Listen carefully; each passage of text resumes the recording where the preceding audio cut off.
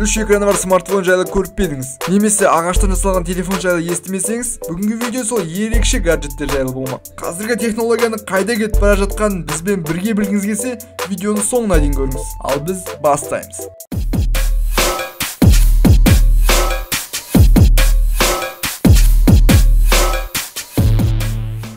Біз жерді зерттеу үшін тым кеш туылдық. Немесе ғарышты зерттеуге әлі ерте дейтіндер қателеседі.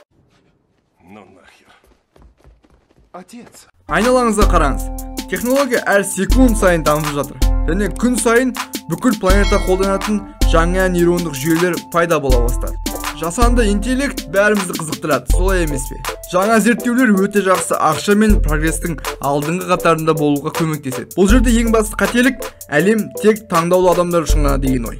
Бұл әрине қате. Ал сіз келісесіз бе? Есіңізде ме, осыдан 15 жыл бұрын электроника дүкеніне кіргенде әртүрлі телефондарды көріп таңғалатынбыз. Ашылатындар, немесе жабылатындар, сенсорлы, кнопкалы телефондар болды. Таңдау өте көп еді. Өкінішке орай қазіргі телефондар барлығы бір-біріне көшіреді. Но это не точно. Сонымен қатар ешбір телефонға ұқсамайтын ерекше телефондар да бар. Бүгін біз сізге сол әлемдегі ең ерекше телефондар жайлы айтатын боламыз. Вейп смартфон жайлы естіп педіңіз? Немесе ағашты телефон туралы білгіңіз келсе, онда ыңғайланып отырыңыз. Біз бастаймыз. Және бірінші кезекте Драсфон. Көпшілік оны жылан деп атап кеткен. Не себепті бұл аталғанын түсінген шығарсыз. Бұл әлемдегі ең ерекше икемді смартфон шығар. Ерекшелігі оны домино сияқты жинауға болады. Сонымен қоса құрылғы 3 нүктеде 180 градусқа бүгілген толыққанды сенсорлы экранға ие. Бұл Драсфон телефонына шағын болуға көмектеседі. Өйткені оны жартысына немесе тіпті 2 есе бүктеуге болады. Смартфонның икемді экраны бүктелген болса да өзінің функционалдығын жоғалтпайды. Және қысқа виджеттер түрінде хабарламаларды көрсете алады. Бұл жылан смартфонға бәсекелес бола алатын Lenovo C+. Бұл құрылғы бір жағынан смартфон, екіншіден ақылды білезік бола алады. Иә, сіз шалыс естімедіңіз. Девайс ол бір қарағанда ұзартылған жұқа телефон сияқты көрінеді. Білекті айналдыра оңай орауға болады. Алайда өкінішке орай тіпті оны таныстыру барысында да өндірушілер C+-ті дамудың ерте сатысында екен айтады. Ничего не понимаю. Ал қазір ультра икемді экран 100%-ға өзін көрсете алмады. Бүгілу барысында сыну пайда болады. Презентация кезінен бастап 3 жыл өтті. Ал C+ жайлы жаңалық әлі жоқ.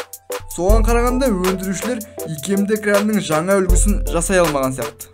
Microsoft өзінің кезегінде таңғаларлық смартфон ұсынды. Бұлардың құрылысы Triple Display Flip деген атауды алды. Және ол Windows арқылы басқарылады. Смартфонның көп бөлігі әрдайым 2 флиппен жабылып тұрады. Олардың арасында тар кеңістікте дисплейдің кішкене бөлігі болады. Онда маңызды хабарламалар мен уақыт көрсетіледі. Қажет болған жағдайда флиптер ашылып, диагональді бірнеше есе үлкейтеді. Смартфонда сенсорлық экран және өзіндік перне тақтасы болады. Алайда ескі қолданушылар үшін Microsoft жігіттері арнайы смартфонда перне тақтарын жасырған. А что, так можно было, что ли? Нәтижесінде толықтай бөлшектелген Triple Display Flip телефонынан көрі кішкентай бір түрлі ноутбукты еске түсіреді. Мүмкін бұл оның танымал еместігінің себебі болса керек. Өзінің пішінімен бәрін таңғалдыруға дайын тағы бір гаджет бұл Neck Flip Phone. Бұл смартфон бірнеше экранды қалайтын адамдарға арналған. Неге дейсіз бе? Себебі бұл смартфонда олар үшеу. Сонымен қатар сіз әр экраннан бөлек қосымшаны ашып, бірден 3 экранмен жұмыс жасай аласыз. Бірақ әсіресе белгілі бір Neck Flip'те оның таңғаларлық пішіні ерекшеленеді. Құрылғы пирамида түрінде болады. Бұл оны қалай және қайда қойса да экрандағы бейнені жақсы қылып көрсетуге мүмкіндік береді. Шын мәнінде экранның бірі смартфонға тіреуіш ретінде жұмыс жасайды. Қалған екеуінде сіз видеоны қосып, қарама-қарсы отырған адаммен көре аласыз. Алайда бұл смартфонның басты кемшілігі болды. Сырғып кету кезінде смартфон экрандарының бірі төмен түседі. Құрылғының мұндай сәтте аман қалуы екі талай. Себебі смартфонда құтқаруға болатын артқы қақпағы жоқ. Көріп отырғандарыңыздай өндірушілер икемді смартфонның болашақ екенін бұрыннан меңзеген екен. Ал әзірге әйгілі флагмандықтар ескі жиналмалар арқылы өздерін көрсеткілері келсе, басқалары электроника саласына жаңа нәрсе алып бергісі келеді. Мысалға Alibux Portal. фитнес трекер мен алып жүретін электрондық көмекшісі бар құрылғы бола алатын еді. Гаджет әлеміндегі киберпанк сіздің қолыңызға киюге немесе ақылды сағат ретінде пайдалануға болады. Google жігіттері одан әрі алға басып, өздеріңіздің дербес смартфондарыңызды құра алатын құрылғы шығаруды шешті. Құрылғы Google Project Ara деген атауды алды. Бұл платформа дисплей, пернетақта немесе қосымша батарея сияқты модульдерден тұрады. Бұл пайдаланушыларға жарамсыздарды өзгертуге немесе ескірген модульдерді жаңартуға мүмкіндік береді. Осылайша смартфонның ұзақ өмір сүру циклін қамтамасыз етеді және электрондық қалдықтардың мөлшерін азайтады. В принципе, логично. Идея өте жақсы, бірақ Google атаулы қарсыластарына бәсекелес болғысы келмеген сияқты. Бастамалары тоқтатылды. Тағы бір қызықты жиналма NEC Medias W. Жиналған нұсқада құрылғы 1000 ұқсас смартфондардан еш айырмашылығы жоқ. Алайда бірегей құрылғының арқасында екінші дисплейдің есебінен құрылғы диагоналі 2 есе артады. Қазіргі құрылғылар кезінде Samsung Medias W бірегей болып көрінбейді. Тек біздің өкіліміз 2013 жылы нарыққа шықты және пайдаланушылар өте жақсы қабылдады. Бүктеу кезінде экранның бірін тіреуіш ретінде пайдалануға болады. Бұл фильмдерді қарауға өте ыңғайлы болар еді. Бірақ бұл NEC Medias W-дің басты кемшілігі болды. NEC Flip-тің жағдайындағы сияқты құлаған жағдайда экранның біріне міндетті түрде зақым келетін еді. Ал сіз Nokia 888 жайлы естіпедіңіз? Өкінішке орай мұндай атауы бар модель сатылымға сол күйі шықпады. Нет слов. Бекер олай істеді. Телефон тұжырымы керемет болды. Смартфон абсолютті икемділікке ие болу керек. Және кез келген форманы қабылдау мүмкіндігінде болды. Жоспарланған қалыңдығы 5 мм-ді құрады. Бұдан басқа хабарламалар мен қоңырауларда телефонды қозғалып иілуге мүмкіндік беретін жүйе құру жоспарланды. Қуат көзі ретінде арнайы сұйық аккумуляторларды пайдалану керек болды. 2016 жылы болжамды бағасы $500 құраған еді. Содан бері жаңалықта бұл смарт жайлы еш хабар болмады. Міне ең стильді девайстың атағына ие ол Ailo. Thomson компаниясы француз дизайнерлерден смартфонның жаңа буынын жобалауды сұрайды. Осылайша Ailo пайда болды. Бұл болашақтың құрылғысындағы техниканы адам сөзімен басқарады.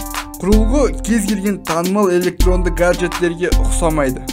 Ол сопақша келеді және қалың шыныдан жасалған. Жасаушылар жоспарлағандай Ailo өз иесімен байланысу арқылы дауыс тануды және жасанды интеллектті дамыта алады. Қолданушылар неғұрлым көп сөйлесе, гаджет дауысқа соғұрлым көп назар аударады. Бірақ көптеген революциялық идеялар сияқты бұл құрылғы да сатылымға шығарылған жоқ. Бай қуатты адамдар үшін сирек эксклюзивті болып қалды. Lenovo жігіттері осы идеялардан шабыт алып, әлемге өздерінің Smart Cast'ын ұсынды. Құрылғы пернетақтаны немесе дисплейді виртуалды түрде пайдалануға мүмкіндік береді. Smart Cast проектісімен жұмыс істейтін басқа смартфондардан айырмашылығы, қарапайым экранда жобаланған сенсорлық бейне ретінде пайдалануға болады. Проектор тіпті виртуалды пианино пернетақтасын ойнауға мүмкіндік береді.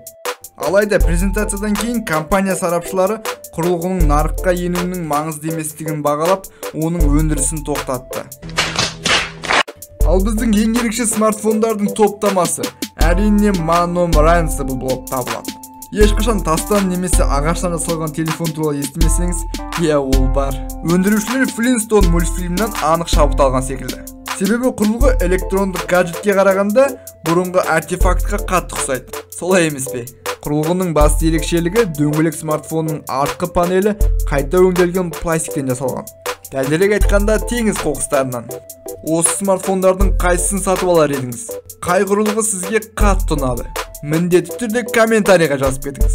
Әрине олардың әрқайсысы пайдаланушылардың гаджеттің ішкі және сыртқы көріністерімен таң қалдырғысы келді. Бірақ қазіргі таңда белгілі маркалардың сенімділігі жоғары бағаланады. Өнімді толтыру немесе керемет камера. Бұл міне 1000 ұқсас телефондардың басты құпиясы. Бүгінгі таңда ерекше пішінге немесе бояуға жиі назар аудармайды. Бүгінге осы. Егер тағы да осындай қызықты видеоны көргің келсе, каналға жазыл. Көріскенше.